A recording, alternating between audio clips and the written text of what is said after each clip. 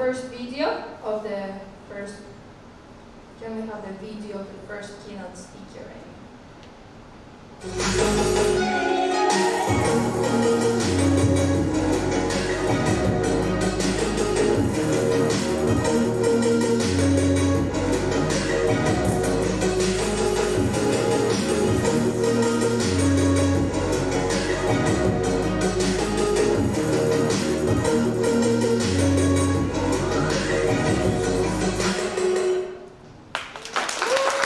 Sayasat Nurbek is one of the most well-known national experts in education, analysis, and labor market policy in Kazakhstan.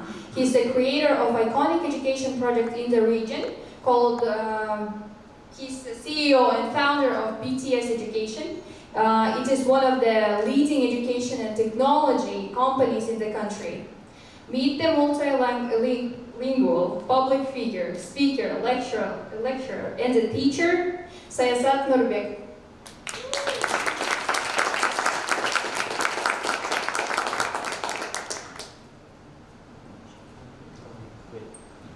Well, thanks for having me. We celebrate Teachers' Day today in Kazakhstan. It's an official public holiday. Last Sunday of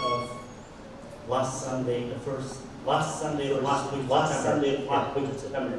Right. So, happy Teachers' Day. And, as Nelson Mandela said, education is the strongest, most powerful tool to change the world. So let's give a big round of applause to all the people who gave us life and who keep disseminating knowledge and instilling these big values in us. So happy Teachers' Day. And I actually called my teacher today, right? I had many teachers. So let's just give you a really quick background where I come from. That's my personal learning journey so far. Hopefully it will last for some time. I was born in a small town in northeast of Kazakhstan called Sayasat. That is the old Soviet name, which is very famous for its nuclear testing ground. And it's quite interesting. I mean, if you put maps of the U.S. and Kazakhstan, you'd see that Kazakhstan has some really interesting links, historical links, and I will talk a bit of that links during my speech today. So, Sayasat's nuclear testing site was the first and the biggest nuclear testing site back in the Soviet Union. The last two explosions were made in my home city in 1994. Because the Soviet-Russian Federation, which inherited this huge nuclear arsenal, couldn't dismantle the warheads. So they just decided to blast them off in 1994. And in total, 489 nuclear hydrogen bombs were tested in Sayasat's nuclear testing site. And then you'd see the Baikonur Cosmodrome, there's a perfect X, which kind of connects dots between Kazakhstan and the States. I was orphaned when I was 2 months old, and I was brought up by my grandparents and my grandma. She passed away many years ago, but we lived quite well. It wasn't an extreme poverty, but we were, we lived in outskirts of that city. My grandma was already old when I was born. She was 60-something, and my granddad was 70-something. So I was brought up in that small neighborhood, Kazakh neighborhood, in outskirts of Sayasat. Life was fun. Not much, nothing. We lived in a complete analog world, no digital, nothing. I went to Russian school. The Russian State Russian School, number 33 in Sayasat, because there was only one Kazakh school back then, back in Soviet Union. But then, in '94, the Turkish people came in. They opened up what they called Kazakh-Turkish high schools. And one was set up in my hometown. And you have this Turkish school in Kyrgyzstan as well. And he did a good job to protect them. There was a lot of political turmoil with the schools closing up, political influence and things like that. Same story in Kazakhstan. But he did a much better job. And that was the very first time when a clear understanding that the only thing that would save me and could give me some perspective in my life was education. Because these Turkish people, and I'm so grateful to them, that's why I mentioned the Teachers Day today. I called some of these Turkish people too as well, I texted them. Because look at me. I mean, they would take us to Turkey. It was the very first foreign country I ever visited. They would teach us technology. The very first, that's Shaban Bey, that's a Turkish IT teacher who first introduced me to computers. And I got fascinated by technology since then, ever since. And there's another historical connection between Kazakhstan and Apple company. Who would think that? Who would have thought? And my personal link to your program as well. I was part of a Freedom Support Act program. Back in 1994, U.S. Congress adopted a legal act called U.S. Freedom Support Act. So FLEX program. A bunch of other programs started because of that act. And I was part of it was called Youth for Understanding program. Later on, it went as a U-Grant. They had a whole bunch of these programs. So I went to American college back in 1999. That is before 9/11, the golden age. Bill Clinton was the president, second term. Al Gore was the vice president. No homeland security. It was really, really good time to be in America back then. I lived in a host family. And if you think why there is some connection between the Apple, the Macintosh, and Kazakhstan, in 1959, there was a very first historic visit of a Soviet leader, Nikita Khrushchev, to the United States. And part of his program was to visit Iowa, to visit the agricultural hub, heartland of the United States. Because he was so interested in agriculture, bringing some good practices from the United States, because the United States was famous. Iowa was this heartland for growing corn, pork, and stuff like that. But they would send me for an exchange program to Iowa. I lived in a small community called Marshalltown. It's close to Des Moines, the state capital, 49 miles. So Nikita Khrushchev visited a farm in Iowa, very close to the place where I lived. And he visited that famous farm, Roswell Garst Farm in Coon Rapids. And Cedar Rapids and Marshalltown are really close to that farm. And what happened? Macintosh is a sort of apple. It's an apple, which grows in Canada. But it actually grows in Kashgar and Tian Shan Mountains, mountain, the apples. So they brought the seeds of original Macintosh to the United States. They crossbreeded them with local apples, and a new sort appeared, which was called Macintosh. So legend goes that the founders of Apple Company, they named the whole line of their new computers Macintosh because of the apple. And the apple sign comes from that particular apple kind, and which was actually crossbreeded because the seeds were brought by Khrushchev delegation back in 1959. And that's his visit. He visited the farm. He was patting on one of the island farmers' belly. Looked like Russian. And that's me, don't laugh. That was like 30 kilos ago. Maybe 35. That's my host family. And the funniest thing is David, my host dad, who passed away in 2005. He was relative of that particular farmer in Coon Rapids who hosted Nikita Khrushchev back in 1959. That's the field, that's the Coon Rapids farm, where we brought Nikita Khrushchev, and that's the picture taken by me in the same spot, 50 years later. So that's enough of me. I've left, and that great wall of yours, in top left corner, my contact details. Please free to contact me. I'm a very open person. I'd love to share knowledge. Anything you wanted to ask and you have time to ask, you have all my contact details out there. Now let's start and go on with the labor market changes. And it's a very hot topic. A lot of people talk about future jobs, future skills. It is becoming one of the top issues on any government's agenda. in maybe next 5-10 years, it'll be one, I believe wholeheartedly, it will be one top 3 issues, agenda issues in any government.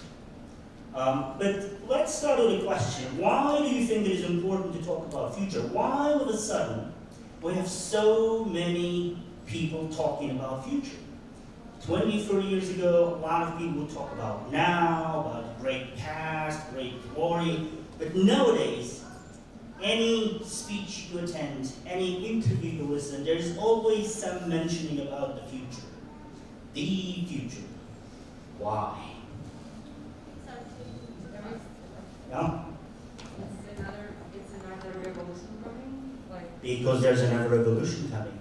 So because things are changing too fast. Things are changing too fast.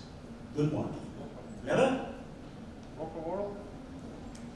The VUCA world? VUCA world. Volatile, uncertain, complex, and ambiguous. Anything else? Because we run out of resources. And Okay. we think about Future doesn't look bright and shiny, no. Environmental issues, all kinds of problems, yes? Yeah. So if you don't talk about the future now, the future will be already now. But we are not going to be prepared for now, which is what used to be. Good one. And maybe the closest point I wanted to make. The future is now. The future is happening too fast. And our friend was mentioning it. The future is too fast. And the problem is we have to talk about the future. It's happening as we speak. And there's another thing. The problems that we face today, the challenges that we face today, are very different, radically, fundamentally different problems. If you think about it, it's a human psychologist. Well, I have so much education, and I was talking to some of our friends during the breakfasts. Where did you study? And well, I have 2 bachelors and 2 masters, and one of them is a bachelor in psychology. So people tend to learn from their past experience. That's how when a problem, a challenge comes to us, we tend to look back. We look back and see, have I met this kind of bastards before? I did. Yeah, I had a very painful experience. So that's how I'm going to deal with you. Because I dealt with people like yourself. Not myself, but sorry. But nowadays, and if humanity acts like that, they always look back and say, do we have something in our backyard? Have we dealt with this kind of problem? But future brings us now problems which are fundamentally different. We never had any experience. Some fundamental principles of our lives are changing. Things which used to be solid, everybody would understood them as they are. But now, the whole picture is changing. And we have to think and speak and talk and deal with the future which is growing as we speak, as we go. So, it has started, that acceleration has started about 2 centuries ago. Last 20 years, it just accelerated dramatically. There's a quite interesting picture. New York. The Fifth Avenue is this large avenue, like the Manassa Avenue or the Haveli Avenue in New York. A photographer took a picture, and in 1900, what's the #1 problem they had in New York? #1 problem. What was the biggest problem? Yes? The forces. The smell? You're so right, horse shit. Okay, imagine hundreds of thousands of horse cars driven by horses. And they would go to toilet, right? 2, sometimes 3, 4 times a day. And that was the biggest problem in New York back then. And he took a picture. And among all these endless lines of horse carts, he spotted the very first automobile, a car, Ford T. You know, the Henry Ford, he started putting his cars on the market. 13 years later, same photographer, same street, same city, Fifth Avenue, New York. What do you see? In the endless line of automobiles, there's one horse car of old. 13 years has passed. The change is so quick that, as our friend said, the future is now. And it was not the thesis which we coined today. Think of it, 100 years ago. Now we're entering a very specific period of time, which we never had experiences like that in the history of humankind. And the pandemic, the COVID pandemic, has accelerated even the accelerated pace of innovation and change which is coming to our lives. We are basically now living in a world which we were not supposed to live in. We live in a world which, if we would come and go with normal pace, we would live in this kind of world with masks, PCR tests, where you have to plan your traveling really carefully. Thanks to Rima, I was able to take my PCR test 12 in the night, like midnight. We were not supposed to live in a world like this in 2020 or 2021. The whole thing has accelerated. Pandemic was this great boost for the humankind. Distance education, we were not ready for distance education, online education. That's why everybody's switching back to conventional. And your Minister of Education in Kyrgyzstan said, well, 1st of September, we're not ready, 15, let's make it 2 weeks, at least give some break for preparations. A lot of countries, no one was ready actually. Big countries, small countries, powerful countries, not so powerful countries, technologically advanced countries, because the world as it is not ready for this kind of future. But it's already happening. So we are living in a world which was supposed to be 10 years later. The tomorrow's world. There's a great book. I'll be recommending a lot of books. And more than that, I will make a library for you with all the books and more I mentioned during my speech. And I'll pass this link. I like sharing a lot of lectures and materials. I like sharing knowledge. There's a great couple, good friends of mine, Parakhana and Yeshachana. They talk about hybrid reality. They started talking about it 10 years ago, actually. Published a book on that called The Hybrid Reality. They argue that we are living now in post-information, in a hybrid reality age. And we'll talk about that later on. The second book I really want to recommend is a book written by a scientist, an American physicist, who is teaching theoretical physics at Harvard University, Princeton University, Thomas Samuel Kuhn. The book is called, it's a great book, it was written back in 1965, 62. Can you imagine? Why this book is important, it's called The Structure of Scientific Revolutions. If you want to understand why this change is so radical, why this change is so quick, so accelerated, you'll have to read this book. It is not an easy book to read. Back in the 60s, they had proper scientists. The scientific books were really complicated.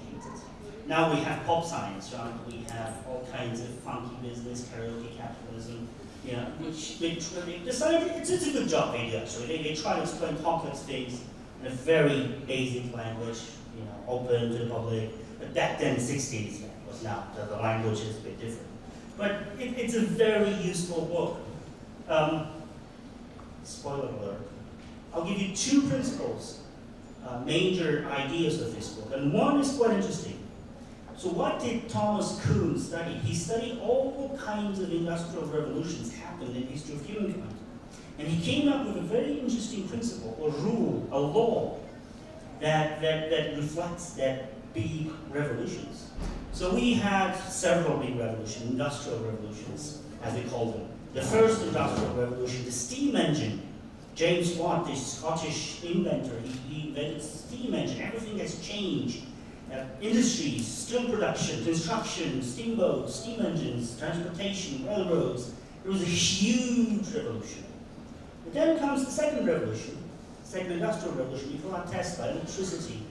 Internal combustion engine, the diesel engine, which is more compact, more powerful. And here comes the first principle. When the basic technology, the source of energy is changing. So you had a steam engine, you had to burn coal to make steam, so it could push the engines, and you were creating kinetic energy. Now you had a new basic engine, internal combustion engine. More compact, more powerful, lesser in dimension, smaller in dimension.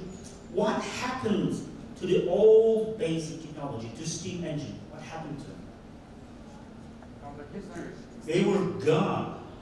Well, extinct is it's kind of more biological term. They were out of the scene. They were out of the picture. Basically, this is the first rule. The change, the scientific methodological change, is not evolutionary, is revolutionary. That's why the book is called the Structure of Scientific Revolutions. So when a new basic technology comes in, no matter how much you invested in old technology, no matter how much time, energy, infrastructure you build for old technology, the new technology is going to wipe out completely, going to change the picture. I have 3 children, 13, 10, 6. And back in Nur-Sultan, our home capital, if you go to old railroad station, there's this old steam engine. They just put it as a kind of a reminder of old glory, big black steam engine, Carlos. So my kids were out, we were meeting some roads, and said, Papa, what the hell is this? I said, oh, I was so happy. The 20th century man's experiences now can be valuable for 21st century kids. I made a proper lecture. I brought them. Here's a steam engine, kids. It was in a James Bond, 1765. The steam engine was invented. They didn't understand how it worked at all. You know what? They've never seen burning coal. They've never seen an oven. But back then, I used to live. You can see where I lived in an old house where you have to burn coal and wood, and it's very cold in Kazakhstan, you know that. And every morning I would get up, I would start the oven, I would bring some wood, I would bring some coal. There are tips and tricks. I'm really good in making fire burn for longer, for example. There are some tricks. Yeah? But these kids wouldn't understand how the steam engine worked because they've never seen the burning coal. So what I did, I took them to the village and I rented an old house for an hour. Some people thought I was crazy. Because can you imagine a very well-dressed, city people family, burning coal, all in coal dirt, and explaining to their kids, this is the coal burn. This is going to be good. You can't put it. You have to, the fire have to catch up. You got to put the matches. Some paper, wait, and then you can put coal on it. This is the coal, touch it, smell it, That person was like,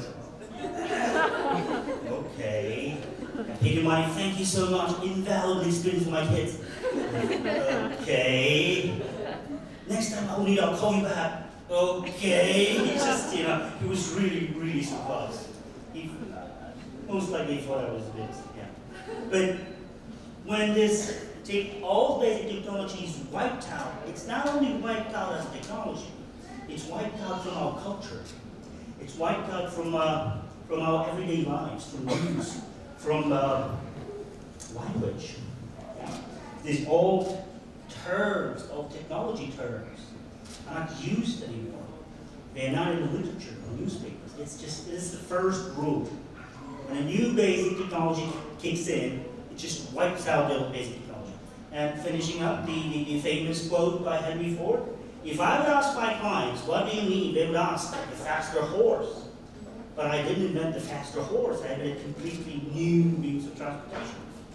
Then the third industrial revolution kicked in, the communication revolution. The internet, telecom, satellites. Now we're entering what people call the fourth industrial revolution age, which is happening so quick. And you'll be hearing more and more about fourth industrial revolution. It was first mentioned in Hanover, in Germany, in a conference, an industrial conference in 2011, 10 years ago. Next slide, you gotta be. Okay.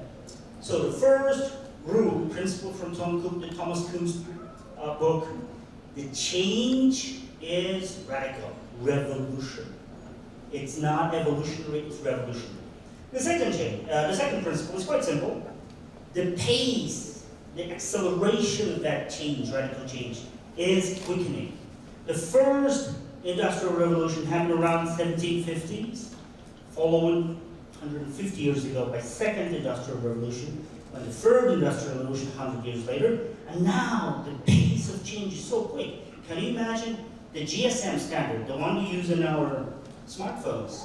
It's the 5th generation now. The first ever GSM standard was introduced in Europe in 1990, 30 years ago.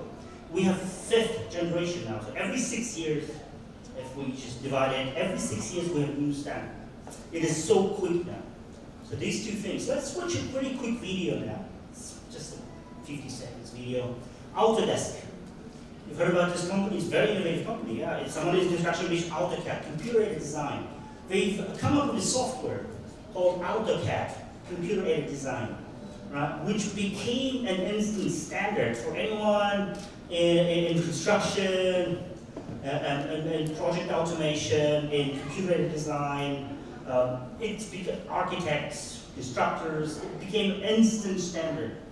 20 years later, Autodesk is still keeping up to pace. It is still #1 company. Nobody have beaten Autodesk. Many companies went out of business, but they're still in business. What keeps Autodesk so innovative, so cutting edge? It's their internal structure. Let's watch how Autodesk's organizational structure has changed in 4 years, from 2007 to 2011. Every single minute, second of this video is 4 weeks of life of Autodesk company.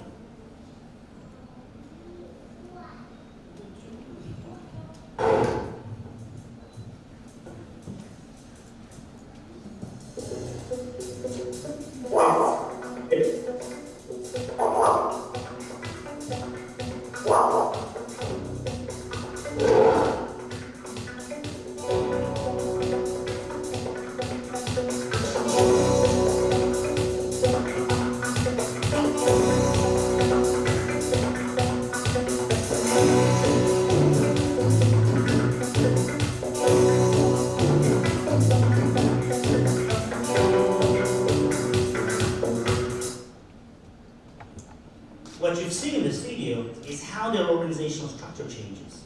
When you see this big burst, hundreds of people are employed by the company. They just buy a new startup because they lack that kind of competencies or skills. They just buy new startups.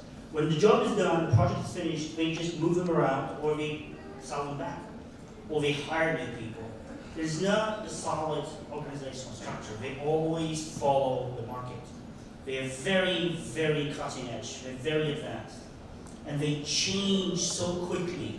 It is the most changed organizational structure in any corporation you find. In span of these 4 years, and we're not talking about latest, I mean, I would take 2007, 2011, they changed the organizational structure, which is very fluid and very dynamic, several hundred times. Think about your organization. When was the last time you changed your organizational structure? We live in uncertain times. A good friend of ours told us we live in a VUCA world, which is volatile, uncertain, complex, and ambiguous. They made an index, Global Uncertainty Index, which shows the amplitude, how quick the pace of change is. There are 5 bigger things, forces, trends, macro trends, global trends that affect the world as we live now. We'll talk particularly about labor market. One, the whole global picture is changing. Economy, finance, science used to be in Western Hemisphere for the last 400, 500 years. The pendulum is shifting now back to East, where it started. So there's a huge, big picture which is changing. The Southeastern Asia is gaining momentum. And it happened because of education. 50 years ago, there were not that many educated people in many parts of the world. There were about 500 million people exchanging information, publishing articles, engaged in higher education and research. What happened last 30 years, big countries in Southeast Asia, they invested heavily in education. So all of a sudden, 50 years later, we have several billion people exchanging ideas, publishing new information, creating new knowledge, publishing articles, engaging in communication exchange. The picture has changed dramatically. Demographic, a lot of people are being born. Kazakhstan is an example. Last year we had 425,000 babies born. The last time we had that kind of number of babies born was back in the Soviet Union in 1987, 417,000 babies. But the biggest number of babies will be this year, thanks to the pandemic. Yeah, we'll have more than 500,000 babies born this year. We lack thousands of schools now. We have 1 million deficit of school places for our kids.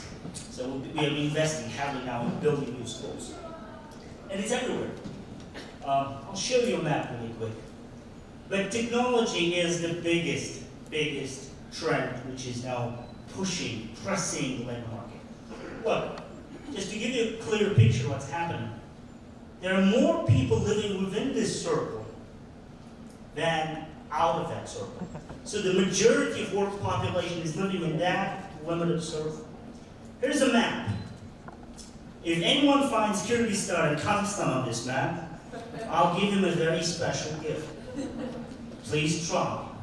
It is a very special map. It is not done by territory. When it comes to Kazakhstan, we are so happy to boast how big we are. We are the 9th largest country in the world. But this map is done not by territory, but by number of people, by population living in those countries. Can anybody spot Kyrgyzstan on this map? Yeah? Yes, please. Is that one, the green one? The green one? Which green one? Yeah. On top of the red one. This one? No, this is Kazakhstan. And Yes, and this is Kyrgyzstan. Bingo! Wow! Yeah, round of applause. Super! He's absolutely right. There is Mongolia, that tiny green spot. Another tiny green spot, a bit bigger, is Kyrgyzstan, and that red spot is Kazakhstan. This is Russia. А подарок какой? That's a surprise. Don't be hasty. That's a generation, new generation. We want everything up front, guaranteed.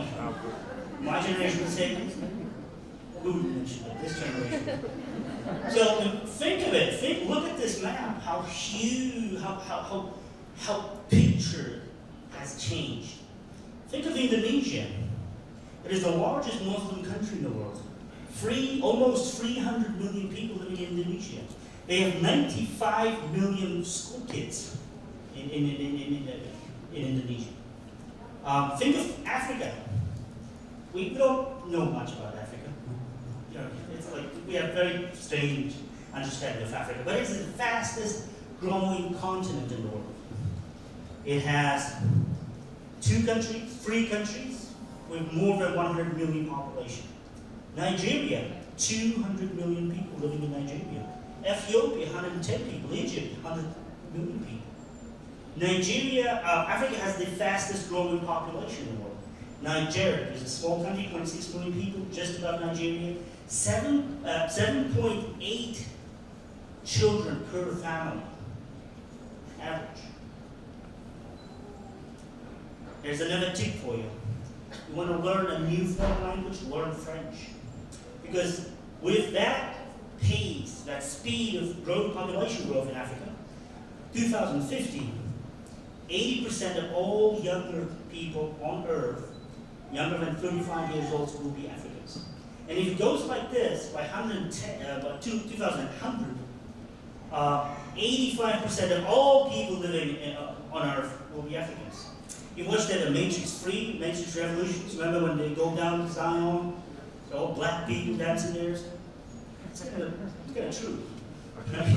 So please, if you want to learn a new language, go to French. Stick with French. It's going to become important once more again. It's not that important now, but it will be important. Economic-wise, Chinese economy, American economy, biggest thing, but we're almost the same now. We cannot even spot No, don't worry. Don't try. We're not there yet.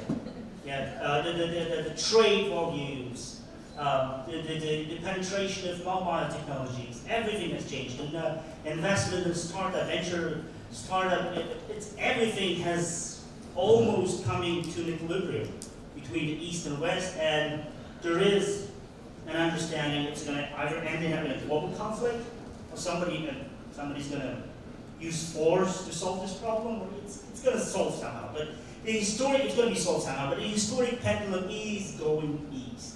The world order is changing again. This is something that everybody's being talking to. Demographics, as I said. A lot of people are now living longer. We've talked to some of our friends during the breakfast. 60 is new 40, that's what they say in Europe. People in their 60s are now living like they lived back in time when they were 40. They live their long lives. There's a huge pressure now on education systems because there are a lot of people above 50 who want to take a serious education. They don't have bachelor's, they don't have master's degrees, they don't have some additional education.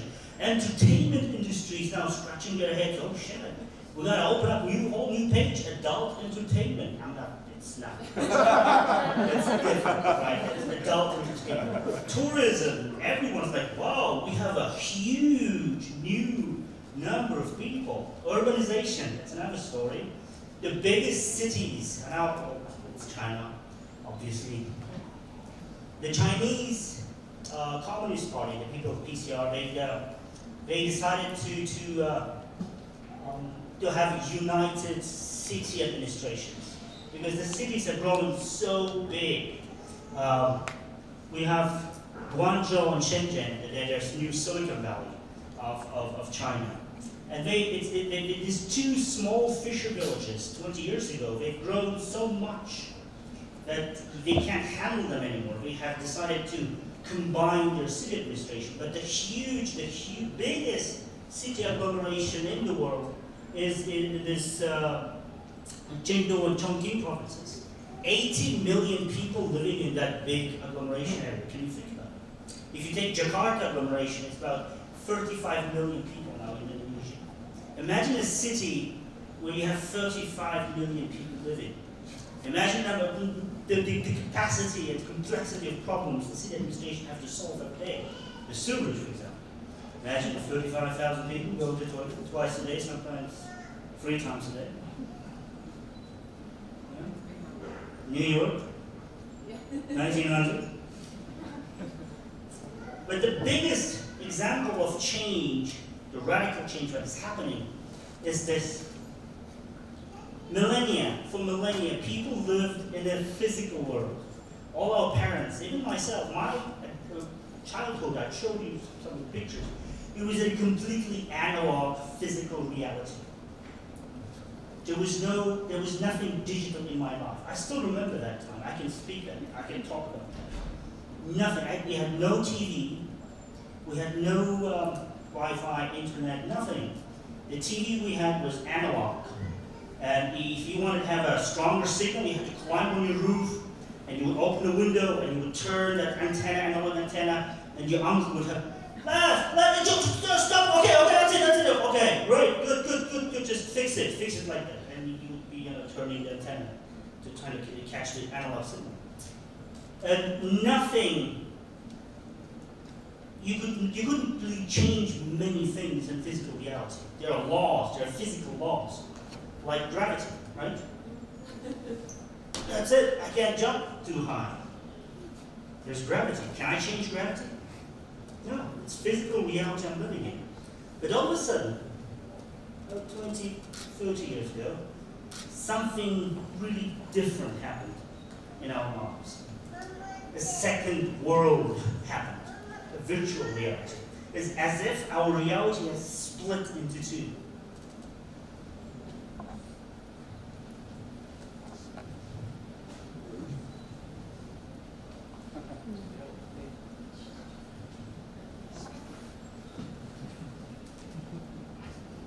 Welcome back. Whoa, that was deep. Our friend, for like 5-7 seconds, she was in different reality. Was she with us? No. And she would have continued to be in that reality, but I didn't spoke.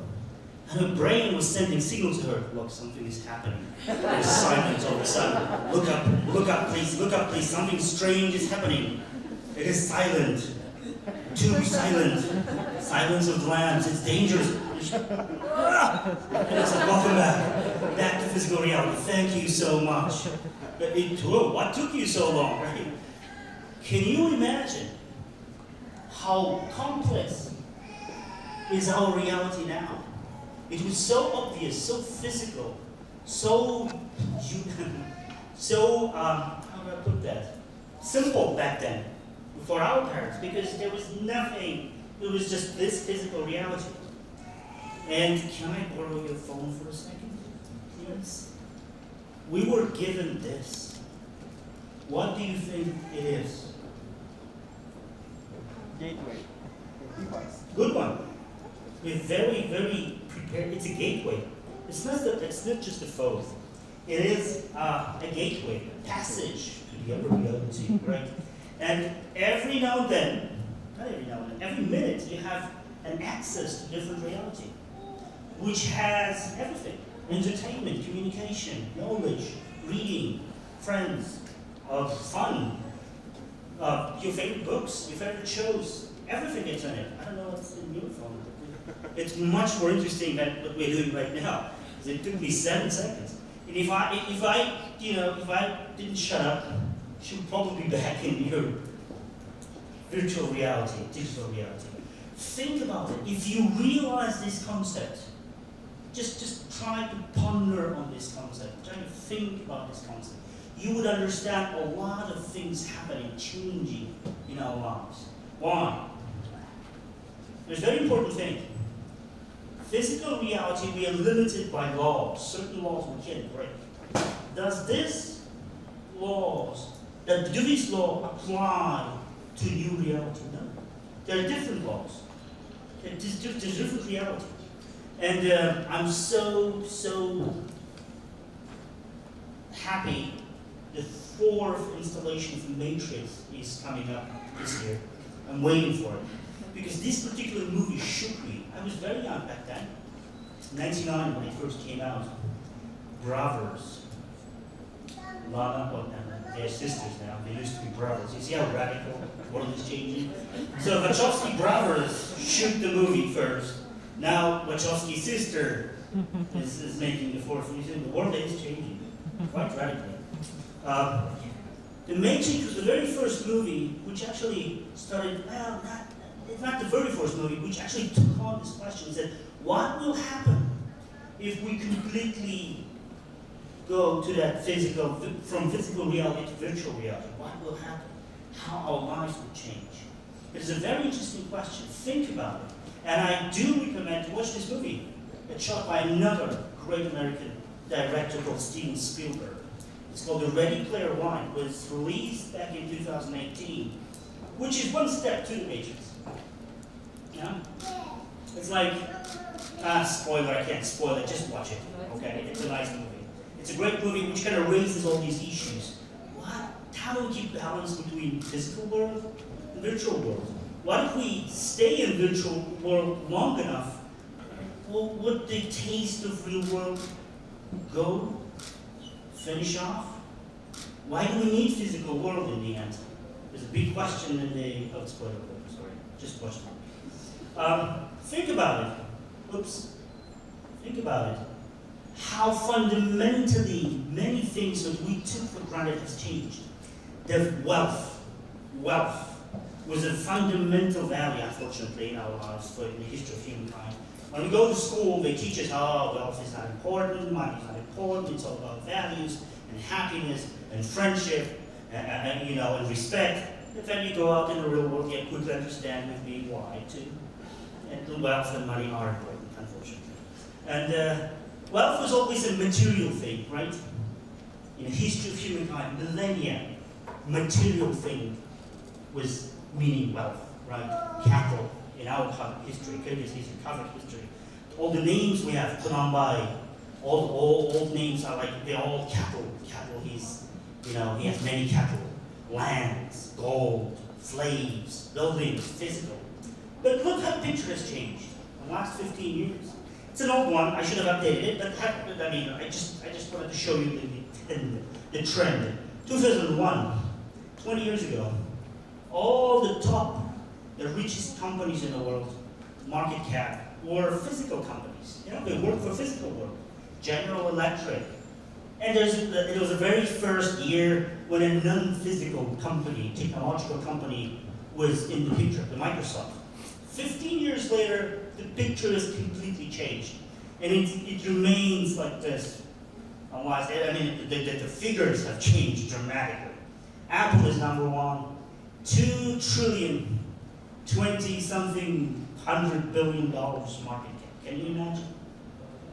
For the first time in human history, for the very first time, the physical assets are costing less, not only less, dramatically less than non-physical assets. Intellectual property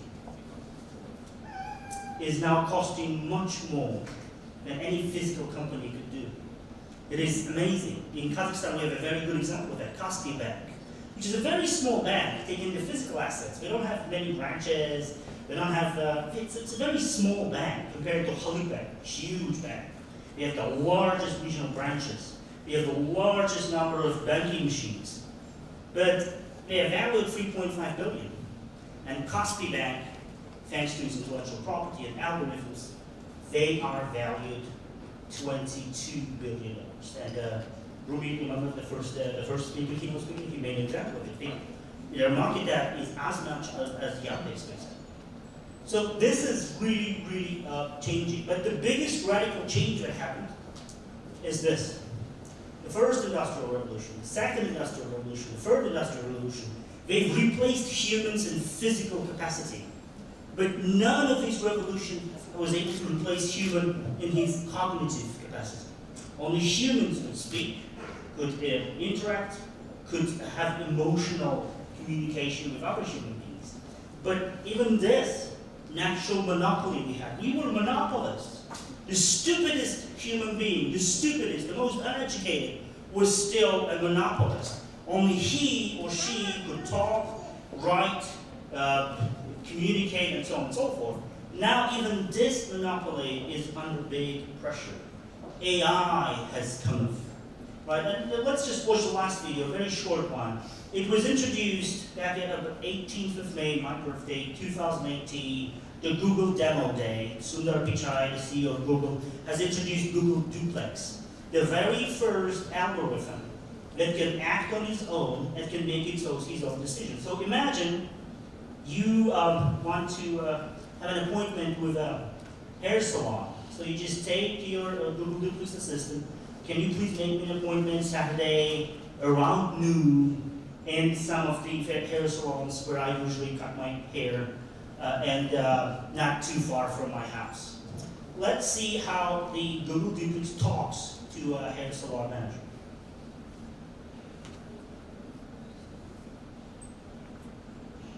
An online booking system set up. Nope, it's not. Can you? We think AI can help with this problem. No, AI can't help.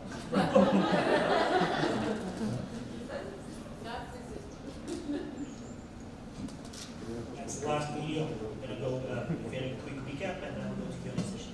How much time do we have? What time is it? 6 minutes.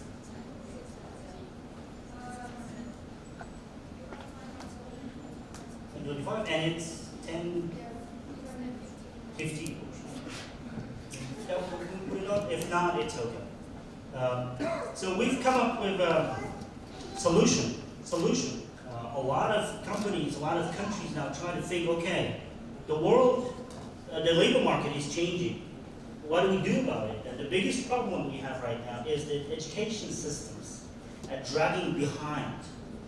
We are so late with equipping young people with necessary skills and necessary knowledge to cope up with these big and radical changes. Okay, let me pick up my, the video is not yet, but it's okay, don't worry. I'll send you the link, you can watch it later. It's a really fancy movie. 60% of small businesses don't have an online booking system set up. We think AI can help with this problem.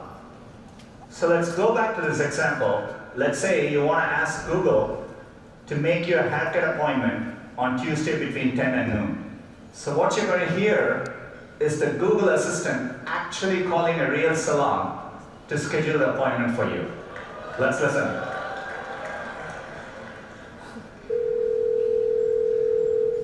How can I help you? Hi, I'm calling to book a woman's haircut for a client. I'm looking for something on May 3rd. Sure, give me 1 second. Sure, what time are you looking for around? At 12 p.m. We do not have a 12 p.m. available. The closest we have to that is a 1:15. Do you have anything between 10 a.m. and 12 p.m.? Depending on what service she would like, what service is she looking for? Just a woman's haircut for now. Okay, we have it 10 o'clock. 10 a.m. is fine. Okay, what's your first name? The first name is Lisa. Okay, perfect. So I will see Lisa at 10 o'clock on May 3rd. Okay, great. Thanks, great. Have a great day. Bye. It's a bit scary, in fact. Yeah? And a lot of people ask what's so scary about this movie, with this video clip. They normally say, well, the human on the other side, and you would understand that's the human being, and that's the algorithm. He just doesn't understand she's speaking to a non-human being. And the Google Duplex has 6 voices. It can pick up 6 voices, 3 male, 3 female, younger, and she picked up young women's voice this time. And she can pick up different voices given the situation. Like when the bike here calls, maybe it will have a bigger impact, and it can actually choose between the voices. But the scariest thing is Lisa, her boss, told Google Duplex, do me a noon appointment. And she made a decision on her own, the algorithm. Yeah? Because 12 o'clock appointment was not there, it's not as good. So, well, you have anything between 10 and 12, and she's at 10 a.m., so 10 to. Why? Because the algorithm, Duplex sees the Lisa's schedule. It says, okay, we have to go pick up the kids in the afternoon. Oh, early to bed, early to rise makes men healthy, wealthy, and wise, so just go to 10 a.m. Now put that in Lisa's schedule, and if it's raining outside, it will call the Uber taxi. It says, Lisa, get out, taxi's waiting, go and have your damn haircut. I'm on the clock. We're going to pick up the kids in the afternoon. That's, scary. And Google was forced to actually not to push this algorithm on a market. You know why? Imagine the impact it would have on the labor market. Yeah? Can you imagine a worker, an employee, no sleep, no first, no PP time, yeah, no toilet, no breaks, $10 subscription, yeah, no vacancy leaves, no maternity leaves, no boss, I'm gonna be late today. Reunion yesterday. Alumni, come on, boss. Nothing. It is always sentient. It's always up there. It's active, energetic. Give me more, something to do, boss. I'm always here. And in the end, it can make its own decisions. Scary picture. So Google was drawing back, was kind of holding this. You wouldn't even, this presentation was on a Google demo day 3 years ago. They're still holding it back because they understand the responsibility. It would have a huge impact on labor market. But the technology is there, it's already there on the market to automate many, many things. And I'm going to send you a couple of links to understand how big they are on this research. There's a big company Google started almost 10 years ago called Google Brain. And one of the key people in that, Igor Ganichev from USC, from my hometown, not hometown, but close, good friend of mine. Yeah? So there's a big hype. Okay, we're going to be replaced. The whole expert community is split into two. One group says, that's it, that's end of story, end of humankind.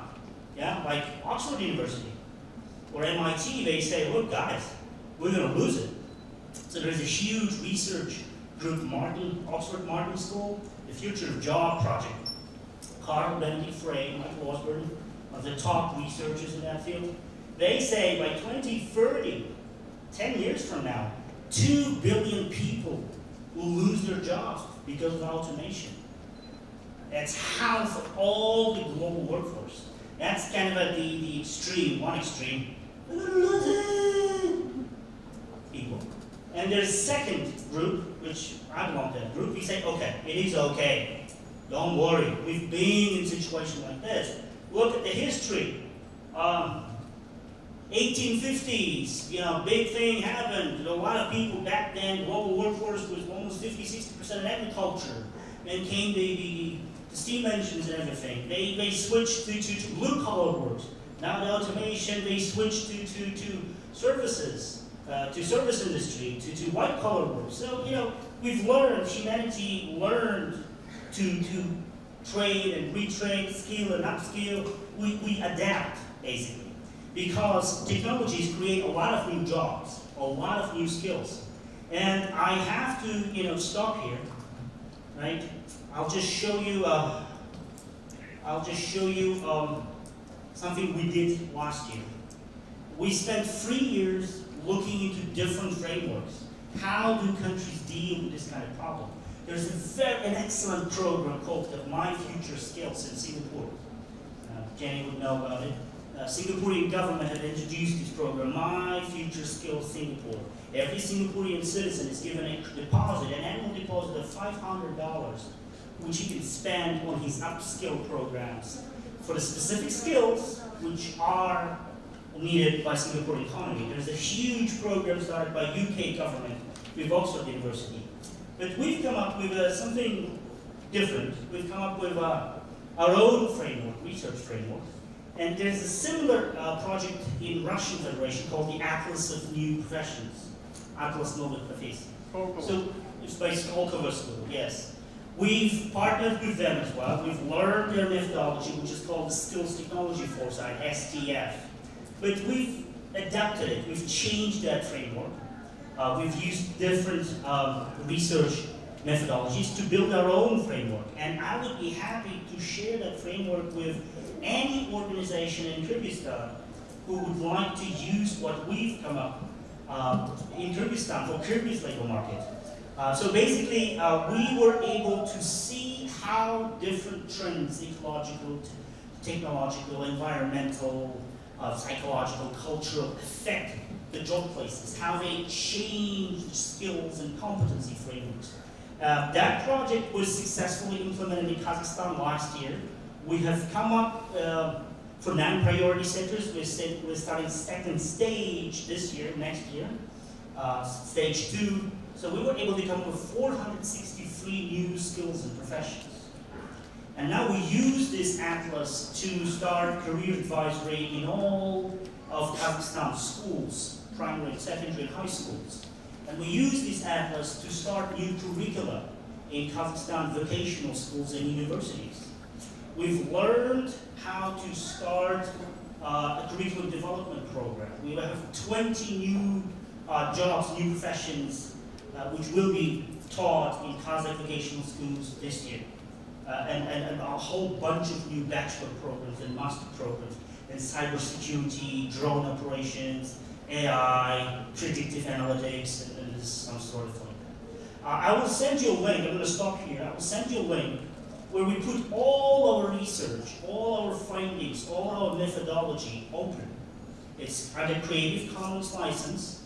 I made it deliberately. I made a deliberate decision not to kind of close this, because I do believe, like Elon Musk, for example, you have to open up to have a huge collective effect on it. You are free to go to the website. It's in 3 languages, Kazakh, Russian, and English. We made everything in 2 languages.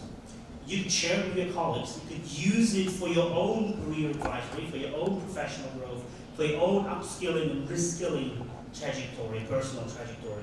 And I would be happy for the remaining of the day to share, to answer any questions you have regarding the future skills and future jobs.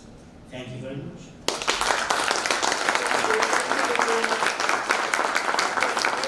Start this session by telling us about yourself and gradually moving on to the topic of the whole session. It was the dramatic impact of automation and technology on the labor market. Sayasat Nurbek. Thank you very much.